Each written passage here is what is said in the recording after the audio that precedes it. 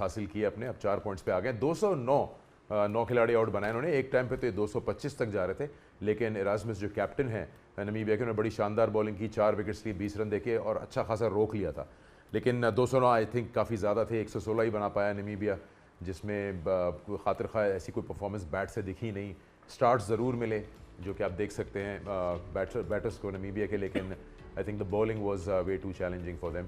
18.2 overs में finish हो गई नमीबिया की टीम और 93 रन्स के मार्जिन से इंडिया ने जीता।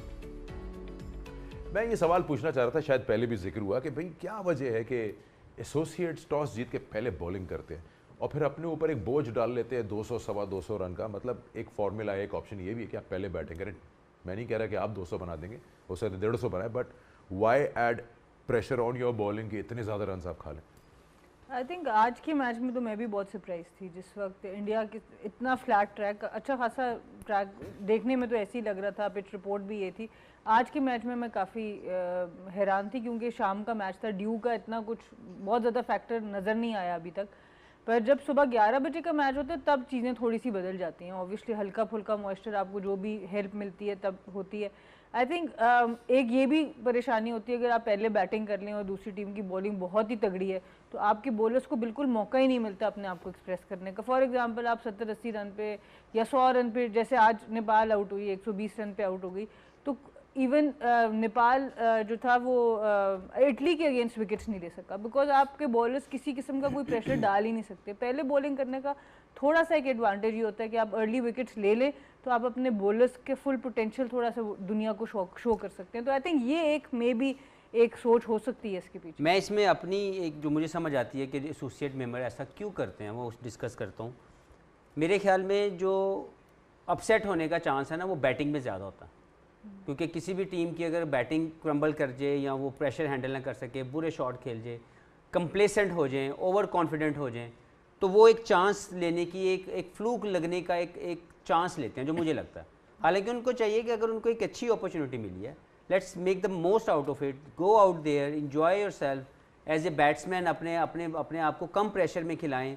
वो जो आप कह रहे हैं कि चाहे 150 भी करें ऐसे अच्छे ट्रैक पे, 130 भी करें, then still you will have a good time as a bowling unit. अगर उसने चेस करते वक्त भी तो हो सकता है ना, को टीम के आगे लग कंप्लीसेंट हो सकते हैं कि भाई 130 ही है। लेकिन मुझे लगता है कि यही एक सोच मुझे समझ आती है। जैसे ओमान ने आज श्रीलंका को टॉस जीतने के बाद बैटिंग करवा दी, मुझे समझ नहीं आई। मुझे लगता है कि यार अगर आपके पास एक चांस मिला है तो आप क्यों ना ऐसे बैटिंग ट्रैक के ऊपर आप खुद 160 कर दो और कोशिश करो कि हम उससे जो है वो प्रेशर डालें। तो ये एक जो फ्लूक लगाने के एक चांस है वो मेरा ख्याल वो लिया जाता है। ठीक है, इंडिया ने बैटिंग की या उनसे कहा गया बैटिंग करने को पहले। आज अभिषेक शर्मा नहीं थे, उनकी जगह सैमसन आए, उन्होंने 8 गेंदों पर 22 किए, एक ज़बरदस्त स्टार्ट दिया। ईशान किशन टीम में जब आते हैं तो ऑफकोर्स आपको एक अलग इम्पैक्ट नज़र आता है। 61 बनाए 24 गेंदों पे और उनकी वापसी बड़ी स्ट्रॉन्ग हुई है। 5 चौके 5 छक्के इन्होंने आज लगाए। और ये नोटिस किया जाता है कि जब इनके नए लड़के या कोई भी आता है टीम में, वो कोशिश करता है कि वो ऐसा इम्पैक्ट डाले कि बेशक अगले मैच में 11 में उसको ना लिया जाए, लेकिन back of the mind captain सोचे कि मेरे पास ये एक प्लेयर पड़ा हुआ है। इनकी बैटिंग बड़ी उम्दा थी आज, आपने जब देखी हो उमर। जो बॉलर्स की आप बात करते हैं कि नए बॉल के साथ कुछ ना कुछ मिल सकता है नए बॉलर्स को, उन्होंने टोटली न्यूट्रलाइज कर दिया।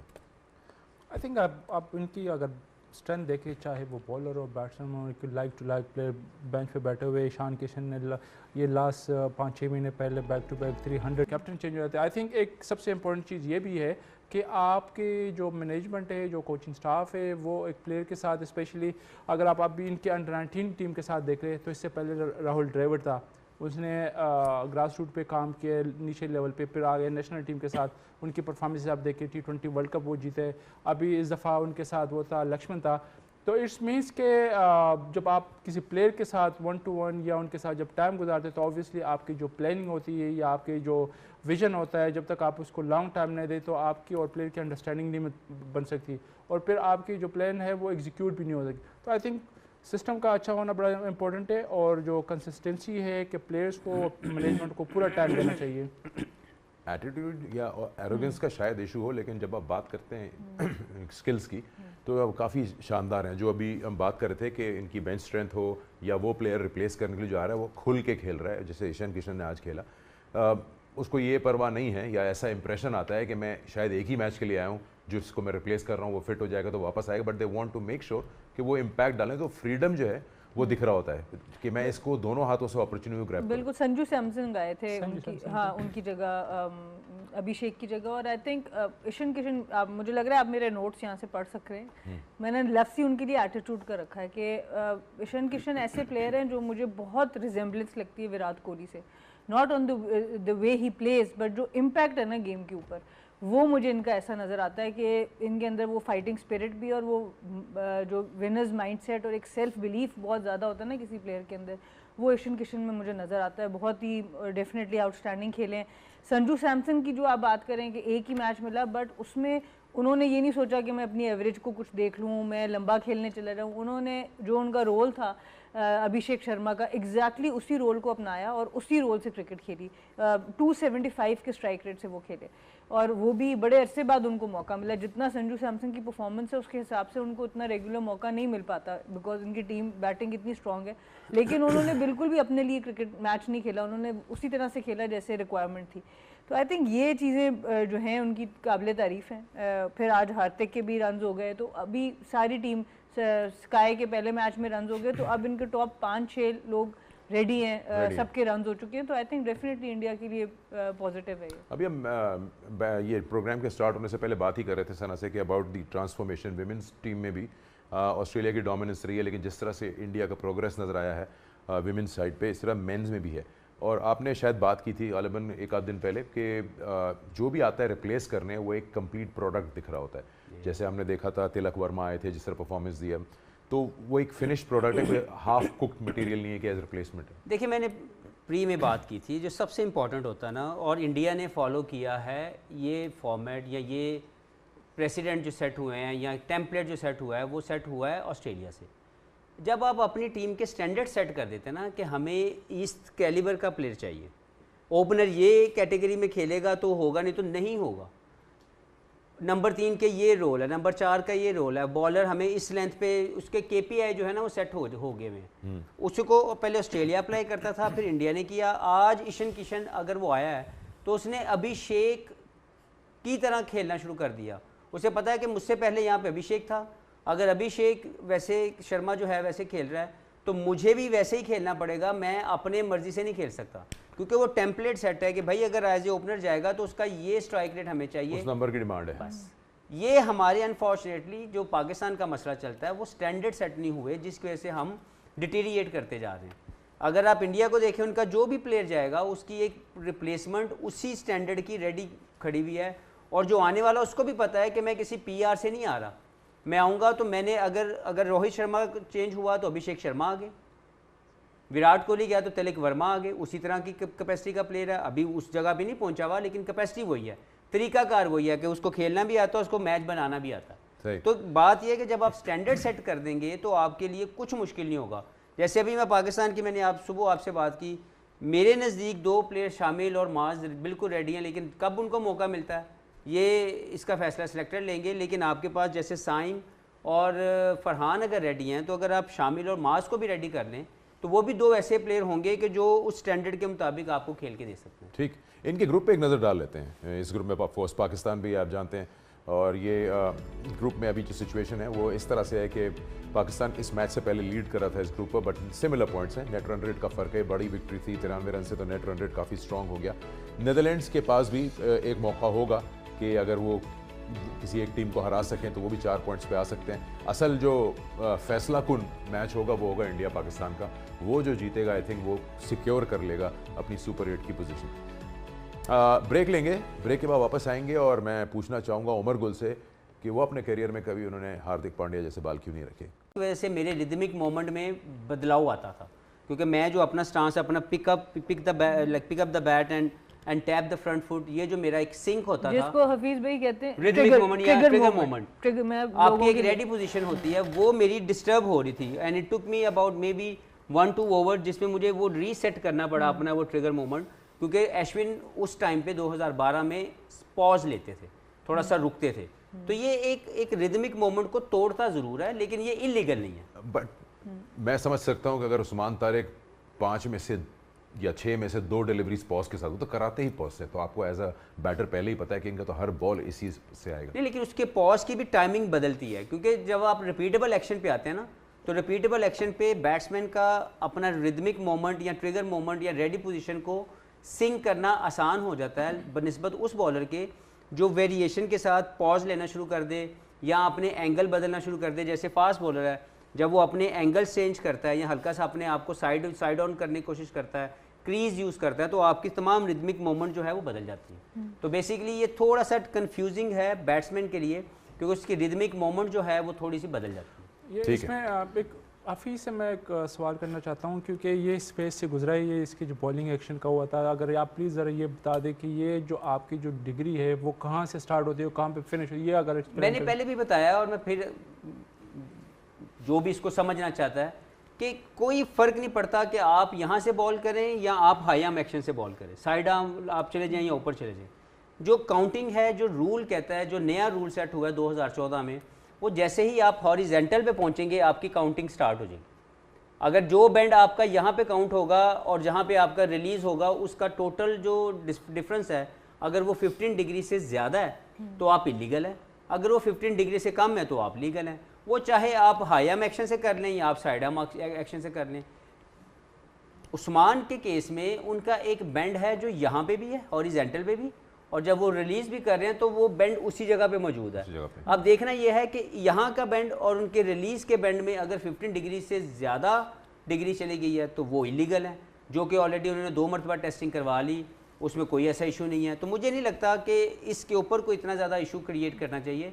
इज़ ए फैंटास्टिक बॉलर और जितना वो खेलेगा, पहले हमने कुछ गलतियाँ की, मुझे लगता है कि क्रिकेट के अंदर हमने सईद अजमल जैसे एक खूबसूरत बॉलर को, जो पूरी दुनिया के अंदर एक मुश्किल बॉलर था और उससे बहुत से लोग इंस्पायर थे, वो एक रूल ऐसा बदला जिसकी वजह से उसको मुश्किल हुई।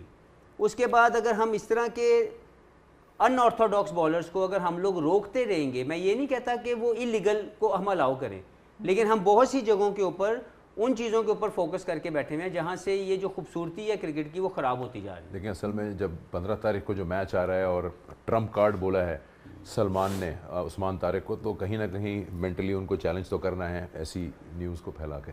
ये एक सिस्टमेटिक प्रोसीजर होता है। इंडिया पाकिस्तान की बात हो रही है, इश्यूज़ भी हुए, बातें भी हुई, हल्ला गुल्ला हुआ, चाहे अच्छा हुआ या नहीं हुआ, लेकिन हाइप अब कुछ ज़्यादा ही क्रिएट हो गई है। कहीं ऐसा फील हो रहा था इंडिया पाकिस्तान मैचेस हो रहे हैं, पाकिस्तान नहीं जीत पा रहा था इंडिया से, थोड़ा सा लेवल ऑफ इंटरेस्ट कम हो गया था, लेकिन अब इस सारे घिचपिच के बाद, इस सिनारियो के बाद एक बार फिर इंटरेस्ट लेवल बढ़ गया है। पाकिस्तान की परफॉर्मेंस हो गई, इंडिया की हो गई, दोनों 4-4 पॉइंट्स पे हैं। इंडिया लगभग यही टीम खिलाएगा, शायद अभिषेक शर्मा वापस आ जाएंगे। पाकिस्तान की प्रिपरेशन में अभी आप बताएं कि क्या गुंजाइश, सना मीर की 11 में क्या गुंजाइश है, कुछ वहाँ थिंक टैंक क्या सोच रहा है, इट्स इररिलेवेंट। देखिए ओवरऑल दो ही जगह ऐसे नज़र आ रही हैं कि आपके पास एक मिडिल ऑर्डर में एक इशू आया, शुक्र है बाबर के रन हो गए, अब उस्मान के साथ ही आप कंटिन्यू, अब तो आपको करना पड़ेगा बिकॉज अब आखिरी मैच में ख्वाजा नाफे ने एक ही मैच खेला, उसको आप नहीं खिला सकते, तो आई थिंक वहाँ पर बात अब ज़्यादा हो नहीं सकती।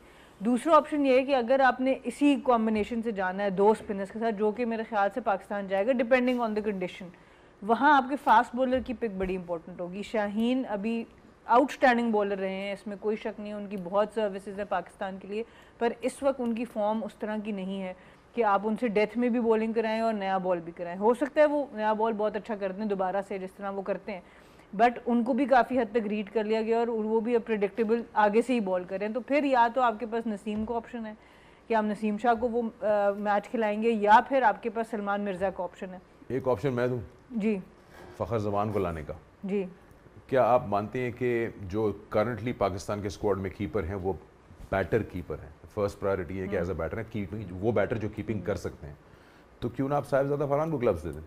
क्योंकि एक ही बंदा परफॉर्म कर रहा है, अब उसको भी परफॉर्मेंस से आप जाने देना। नहीं है साहिबजादा कंफर्टेबल, कंफर्टेबल नहीं वो अलग बात है, बट ये एक प्रोविजन बन सकता है आपकी एक स्पेस नहीं इस तरह के मैच में नहीं, और खास तौर पे जब आप 2 स्पेशलिस्ट स्पिनर खिला रहे हैं। 2 स्पेशलिस्ट स्पिनर का मतलब ये है कि आप उनसे विकेट्स लेना चाहेंगे और आपके लिए आपके पास एक स्पेशलिस्ट कीपर होना चाहिए जो स्टंपिंग कर सके, जो एजेस पकड़ सके।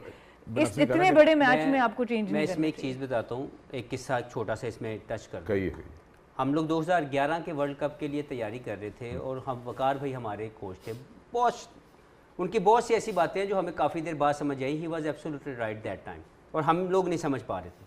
वो हमें ना ट्रेनिंग बहुत करवाते थे, इंतहा की ट्रेनिंग। मैच से पहले 10-10 वो जो है वो शटलें 10-10 राउंड, इस तरह के बहुत डिफ़िकल्ट जो है ना वो हम मैच से पहले प्रिपरेशन करते थे। तो हमें लगता था कि बड़े उल्टे सीधे काम हो रहे हैं। तो हम वर्ल्ड कप के लिए जब शुरू किया, हम बांग्लादेश से श्रीलंका की तरफ जा रहे थे अपने मैचेस के लिए, तो प्लेन में अचानक हम फ़्लाइट में थे तो कामरा ने मुझे आवाज़ लगाई, कहते यार हफीज़ ज़रा इधर आई, कोई बात हो रही है। मैं चला गया, वहाँ जाके पता लगा कि वकार भाई की ये एक सोच है, वो उनको लग रहा है कि वहाब रियाज को पिंच हिटर ना बना के भेजा जाए। लाइक अगर हमारे ऊपर से कोई ओपनर आउट हो जाए तो हम वहाब को पिंच हिटर बना के एक मैच में भेजा भी था।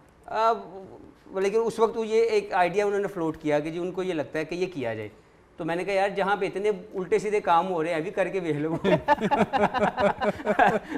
लकी कमेटी जैसे लकी कमेटी है जी निकलती भी है वाली करके ही देख लो। वहाँ से काम स्टार्ट हुआ था लकी कमेटी। वहाँ से। उमर आप बताएं 11 आपका क्या होगा जो है, अगर कोई चेंज है तो कौन आए और कौन जाए?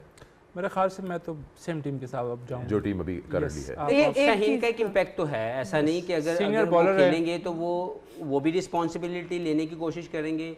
उन्होंने ठीक है इस वक्त उनके वो फॉर्म नहीं लगी हुई, लेकिन उनका जो उनके बैक के ऊपर जो उनकी परफॉर्मेंसेस है उसका कॉन्फिडेंस अगर वो लेके चले गए, और इंडिया को पता होगा कि शाहीन के हमने पहले 2 ओवर अगर सर्वाइव ना किए तो ये भी हमें डेंट डाल सकता है। तो मुझे लगता है कि इस वक्त इतना बड़ा डिसीजन लेना कि शाहीन को ना खिलाना, ये जो मैनेजमेंट है ये शायद अभी ये नहीं सोच सके। आपका 11 क्या है?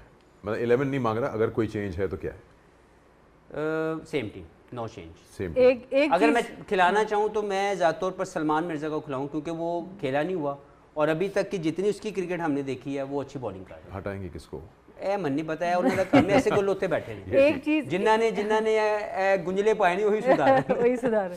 एक चीज़ जो आई थिंक हमारे think tank I am sure वो सोच भी रहे होंगे, सब काम भी कर रहे होंगे, बट थोड़ा शाम में बारिश की प्रिडिक्शन आ रही है संडे को, तो मेरे ख्याल से हर तरह की टीम दिमाग में ज़रूर रखनी चाहिए। 10 ओवर के लिए आपकी कौन सी बेहतर 11 होनी चाहिए, कम से कम ओवर्स अगर इससे भी कम होते हैं तब आपका बॉलिंग यूनिट कैसा होना चाहिए। Just being more proactive, I am sure उन्होंने काम किया होगा, बट एट टाइम्स बहुत सी चीज़ों में आई थिंक वो चीज़ ज़रूर होनी चाहिए आपके पास, बिकॉज उस टीम की शक्ल फिर बिल्कुल फ़र्क होगी। जो आप फ़खर की बात कर रहे हैं फिर वो automatically he will walk in अगर आपके उससे टॉस से पहले ही ओवर्स कम हो जाते हैं। सो ये चीज़ें ज़रूर दिमाग में रखनी चाहिए पाकिस्तान को गोइंग इनटू द मैच। अगर बारिश की प्रेडिक्शन है और टॉस से पहले नहीं, अगर आपको बीच मैच में भी आपको लगता है कि आ सकती है बारिश, तो आप मेंटली प्रिपेयर्ड हो कि आपको किस किस्म के टॉप 6 चाहिए या टॉप 5 बैटर्स चाहिए। ठीक है, एक ब्रेक। इटली और नेपाल के बीच खेला गया था, वो भी एक शानदार परफॉर्मेंस थी। 123 पे आउट किया नेपाल को। सना ऐसा लगता है कि इंग्लैंड के खिलाफ इतनी अच्छी परफॉर्मेंस दी, 4 रन से सिर्फ हारे थे, थोड़े ओवर कॉन्फिडेंट हो गए शायद कि आज इटली को तो हम रोल ओवर कर देंगे, जो कि जिस तरह से उन्होंने बैटिंग की है 123 वाली टीम है नहीं, specially against a team like Italy. ये इनकी पोजीशन है ग्रुप की, वेस्ट इंडीज 4 के साथ ऊपर है, ये काफ़ी ओपन है ग्रुप। स्कॉटलैंड, इटली, इंग्लैंड तीनों 2-2 पॉइंट्स के साथ है। बिल्कुल, आई थिंक काफ़ी इस ग्रुप में अपसेट्स हमें देखने को ऑलमोस्ट मिले भी। वेस्ट इंडीज़ ने इंग्लैंड को हराया, ऑब्वियसली इंग्लैंड एज फेवरेट्स गए थे, और फिर इटली ने जो अब नेपाल को हराया after Nepal performance against England. I think ऐसे सिचुएशन में 2 चीज़ें हो जाती हैं, या तो आपकी टीम बहुत हार्ड ब्रेक पे चली जाती है, जो कि ऑब्वियसली एज एथलीट्स आपको उसमें से निकल के बाहर आना पड़ता है, बट एट टाइम्स जब आप इतना करीब पहुंच जाते हो और इतने बड़े अपसेट के इंग्लैंड जैसी टीम के करीब, तो एट टाइम्स वो उसको रिकवर करने में भी टाइम लगता है। आप थोड़ा, और ग्रोथ हमेशा ऐसी होती है, आप ऊपर जाते हैं फिर एकदम से नीचे डिप आता है, एक लीनियर नहीं होती। बट जब आपकी जर्नी ज़रा यंग होती है क्रिकेट उस करियर में, तो एट टाइम्स आप फिर उससे उठना मुश्किल हो जाता है। प्लेयर्स का ब्लेम गेम भी एट टाइम्स शुरू हो जाता है, वहाँ से 4 रन बच जाते हैं, वो वाला शॉट ना खेलते, ये वाले 2 बॉल डॉट ना होते, इस तरह की बातें भी शुरू हो सकती हैं, rather than only thinking about positive कि भाई हम 200 रन तक पहुँचे।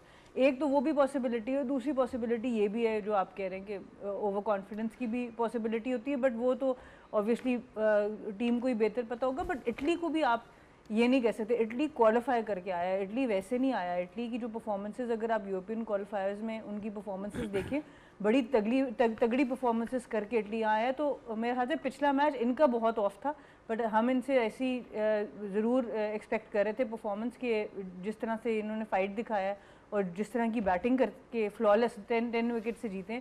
सो इटली से आप थोड़ा सा तो ज़रूर ही एक्सपेक्ट कर रहे थे कि वो लोग इस तरह की परफॉर्मेंस देंगे। हाँ नहीं, मैं not taking anything away from the Mosca brothers, लेकिन जैसे हफीज़ ने कहा था कल के, you were impressed the way जिस तरह इन्होंने बैटिंग की थी नेपाल ने इंग्लैंड के अगेंस्ट, स्किल लेवल शायद इतना ना हो, लेकिन टैक्टफुली खेले थे। लेकिन आज उसके बरक्स खेले हैं बिल्कुल। 123 शायद, या तो उन्होंने माइंड में 200 का टारगेट रखा हुआ था पहले बैटिंग में, but something went really badly wrong. नहीं, अगर आप दूसरी तरफ जाएं तो जो इटली के बॉलर्स ने बॉलिंग की है, हमें उनको भी क्रेडिट देना पड़ेगा। ये नहीं कि हम ये कहें कि जी, मैं समझता हूँ कि Nepal was a better side इस मैच के लिए, मैं उसको फेवरेट करता हूँ। अगर आप पेपर पे देखें या उनके मैचेस की डिटेल देखें तो ये ज़्यादा एक्सपीरियंस टीम थी। लेकिन जो बॉलिंग की है बेन मेमंती ने, उसके बाद जो कृष्ण है इनके, जिन्होंने 3 आउट किया, अगर आप इनकी बॉलिंग भी देखें तो उन्होंने कोई रूम नहीं दिया, उन्होंने उनको डिसीव किया और उनको एक्सपोज करके आउट किया। तो मुझे ये लगता है कि हम ठीक है, मैं समझता हूँ कि इटली इतना एक्सपीरियंस नहीं है, लेकिन क्योंकि इनका बैकग्राउंड क्रिकेटिंग है, इनके बहुत से प्लेयर माइग्रेटेड हैं, इमिग्रेंट्स हैं, लाइक वो वहाँ से आए और आके इटली की टीम में आगे, कोई ऑस्ट्रेलिया से, कोई साउथ अफ्रीका से, कोई काउंटी क्रिकेट खेल रहा है, तो इनको क्रिकेट की नॉलेज मौजूद है, इन्होंने क्रिकेट खेली हुई है क्लब लेवल के ऊपर या काउंटी लेवल के ऊपर। तो ये जो जे स्मिथ हैं, ये तो साउथ अफ्रीका भी खेले हुए हैं। तो मुझे लगता है कि अगर ओवरऑल इनको हम देखें तो इनके पास वो क्रिकेटिंग टैलेंट मौजूद है जो चैलेंज कर सकता है। Yes, will take time. जब मजीद जैसे यूएस की टीम बढ़ रही है, उन्होंने बहुत से लोगों को अपनी टीम के अंदर इसी तरह इमिग्रेंट्स को इकट्ठा किया है, इन लोगों को थोड़ा टाइम चाहिए। लेकिन अगर आप ओवरऑल देखें तो हम अगर नेपाल की वीकनेस की बात करें कि वो आज बुरा खेले या कंप्लेसेंट थे, वो एक अगर आप कहते हो जिस तरह ये 2 भाई है, ये आए ऑस्ट्रेलिया से, ऑब्वियसली वहाँ पे भी खेल के आए, फिर ये यहाँ पे भी इंग्लैंड वगैरह या साउथ अफ्रीका, ये एक दूसरे की कंट्री में जा सकते हैं। तो जब आपके अपॉर्चुनिटी आपको खेलने के लिए ज़्यादा मिलेगी, अच्छी अपोजिशन के अगेंस्ट खेलते हो, तो ऑब्वियसली फिर आपके जो फिनिशिंग रोल है या आपका जो प्रेशर है या प्रोफेशनलिज्म आप में ज़्यादा आता है। तो आई थिंक ये एक मिसिंग पार्ट है नेपाल और इटली की टीम में, मुझे ये लग रहा है। और सेकेंडली हमने पहले ही मैच में, इटली के पहले मैच से हमने कहा था कि इनके जो बाउंड्री रेशो वो बहुत ज़्यादा है। आज भी उन्होंने वो शो किया। आज भी अगर इनकी परसेंटेज देखी तो इटली ने मेरे ख्याल से कोई 9 छक्के मारे और 8 फोर्स है, और नेपाल के 7 और 3। तो आई थिंक ये भी उनको कभी वो बिल्कुल square of the wicket crease का इस्तेमाल करके शॉट्स खेल रहे हैं, कभी वो मिड विकेट को ओपन कर रहे हैं। तो T20 में ख़ास तौर पे अगर स्टार्ट 40-50 रन का मिल जाए तो बाकी बॉलर्स आहिस्ता आहिस्ता डाउन होने शुरू होते हैं। ऊपर से टारगेट भी बहुत कम था, टारगेट भी थोड़ा सा ज़्यादा होता तो एक फाइट नज़र आती। बट जिस तरह का ट्रैक था और जिस तरह का स्टार्ट इनको मिल गया, फिर वहाँ से एट टाइम्स ऐसा ही होता है, 8-9 विकेटों से आप जीतते हैं। एक क्विक सवाल था हाफिज़ के लिए कि मोड ऑफ डिसमिसल्स देखें नेपाल के, यूजुअली ये स्पिन को डोमिनेट करते हैं, जिस तरह आदिल रशीद को खेला, फास्टर बॉलिंग के अगेंस्ट थोड़ा से ये हल्के होते हैं, लेकिन आज उसके उल्टा ही हुआ है। ये स्पिन के अगेंस्ट जो है, और वो कोई मिस्ट्री स्पिनर भी नहीं थे इनके पास। वैसे जहाँ पे ये मैच हुआ है वानखेड़े, वहाँ पे पिच बहुत अच्छा होता है। ये भी हो सकता है कि इनिशियली थोड़ा सा बॉल ग्रिप कर रहा हो, थोड़ा सा बैट पे ना आ रहा हो, ये भी एक फैक्टर हम कंसीडर कर सकते हैं। बहुत दूर बैठ के इसका फैसला नहीं लिया जा सकता, लेकिन ये समटाइम ऐसी जो पिचेस होती हैं जहाँ पे बैक टू बैक मैचेस हो रहते हैं, हल्का सा जो प्रिपरेशन है उसके अंदर अगर थोड़ी सी भी कमी रह जाए तो पहले बारी लेके सेटिंग का total is always difficult. But 1.5 घंटे में नहीं होता है, फ़र्क पड़ता है, क्योंकि जब आपको वो 1.5 से 2 घंटे की धूप मिलती है उस सरफेस के ऊपर, दोबारा फिर आप हैवी रोल लेते हैं तो इट गेट्स बेटर। मैं ये नहीं कह रहा कि ये वजह हो सकती है, लेकिन it could be a reason. ठीक। लेकिन अगर उसकी तरफ मैं दूसरी तरफ जो सबसे बड़ा क्रेडिट मैं दूंगा वो फील्डिंग को दूंगा कि इटली ने जिस तरह के कैच पकड़े, कहीं पे लगा ही नहीं कि ये कोई नई टीम है। Okay, done, good explanation. Possibilities बहुत सारी हैं, बट नेपाल बिल्कुल अपनी फर्स्ट मैच की परफॉर्मेंस के बिल्कुल बरक्स दिखा आज।